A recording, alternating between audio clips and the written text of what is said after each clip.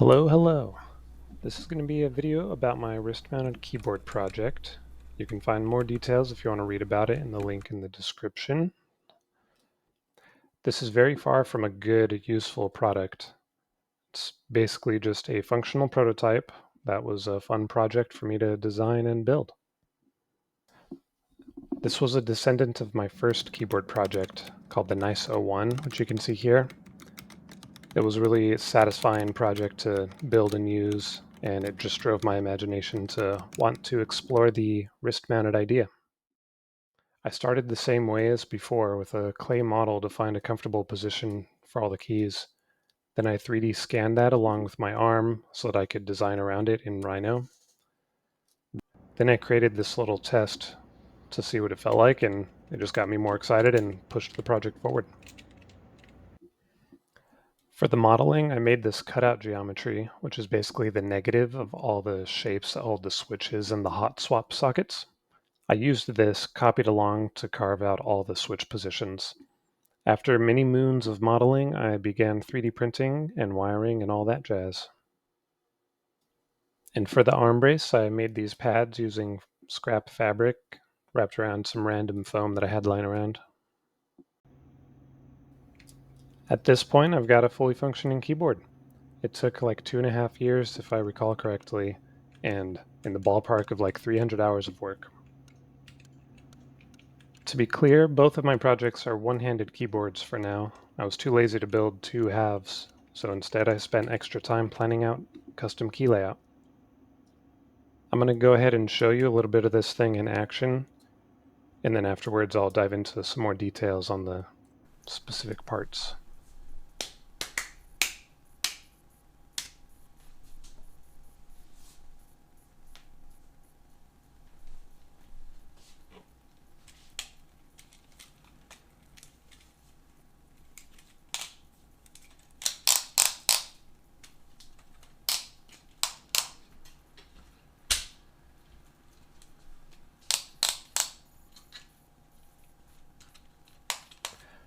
Here I'm putting it on, doing a bit of monkey type. I'm slower than I was with the Schist01 project, mainly because I don't practice very much and it's hard to keep up with all the little layout changes.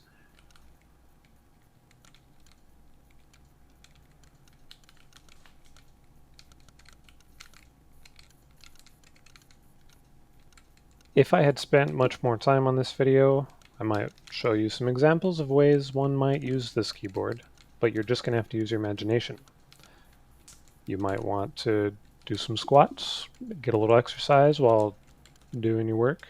You can write an ode to your pet ferret while hiking up a hill. Type out your will as you careen off a cliff while skiing. Prepare for the typing of the dead, or do the YMCA.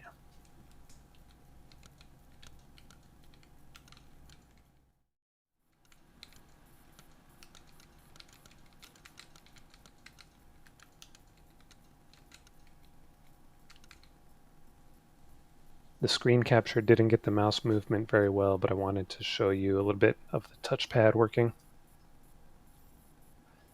I have the mouse buttons on the second layer, which also slows the movement down for precision. So you can use the main layer to quickly move the mouse across the screen, then temporarily go into the next layer to slow the pointer down and hit your target.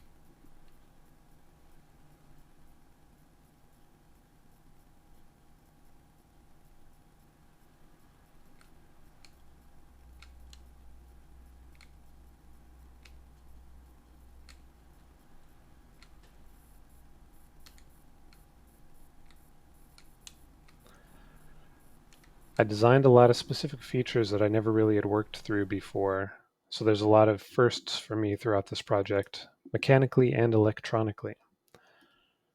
I included some rotational adjustment in the piece that holds the touchpad. It gives a large bezel, but I went for it since I didn't know what orientation would be most comfortable for mouse movement. Here you can see that I can squeeze my hand into the board in order to grab things if needed, although it is awkward. You can see there's a lot of movement with the positioning of the board, which is really apparent if you rotate your arm up or down, gravity pulling it one way or the other. Even if cutting off circulation wasn't a concern, which it is, No matter how tight you squeeze your forearm, the skin itself is going to be able to shift back and forth. For the connection between the arms and the board itself, I designed this compliant latch which uses the springiness of the PLA that it's printed in. I used SOLIDWORKS to design this, which let me easily iterate through different ideas and test how they work. The latch is double-sided since I wanted to explore a possible alternate positioning when I eventually have a right-hand version along with the left-hand version.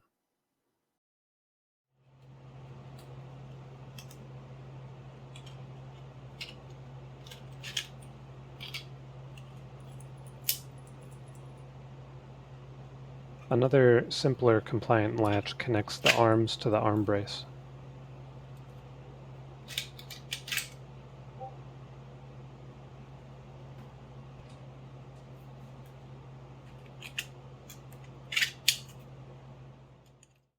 And then I've got these spherical clamps that allow some rotational movement of the arms relative to the arm brace to really dial in the position of the board.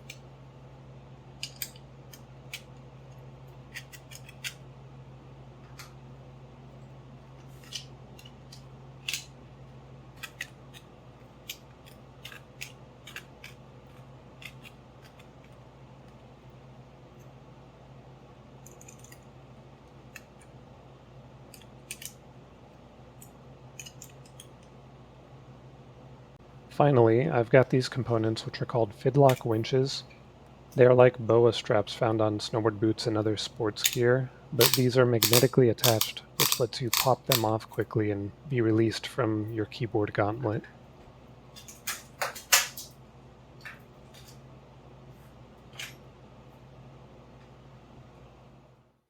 And that's it. Thanks for watching. I wanted to share this project in order to encourage others to explore their own ideas. Even if this wasn't a perfect result or the next big thing, it's still well worth the effort to get through all the hurdles when tackling new things like this. If you keep coming back to it, you'll be surprised at the progress you make when looking back on it later. Slowly but surely.